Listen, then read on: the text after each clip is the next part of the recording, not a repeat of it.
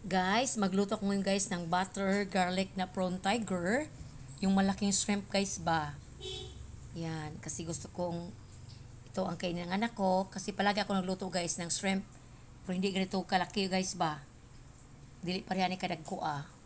Kasi na-miss ko sa amin sa Katayangan guys. Palagi akong kumakain ng ganito guys kasi mangingisda kami. Ayan, araw-araw guys, nakakuha si Papa ng mga ganito. Yan, lagay ko na guys yung sweet corn. Yan, nilagay ko na yung pineapple juice. At lagyan ko dito siya guys ng sugar. Para mas lalong masarap ang taste ng ating prawn tiger na butter garlic na prawn tiger. Ayan na siya guys. Ayan. Luto na siya guys. Ayan, ako ni siya rong haunon.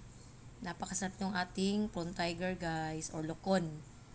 Yan, kung sa amin sa Masbati, lokon. Kasi malalaki siya guys. Yan. Ang 1 kilo to guys, 2 lang. Kasi malalaki ba. Thank you for watching.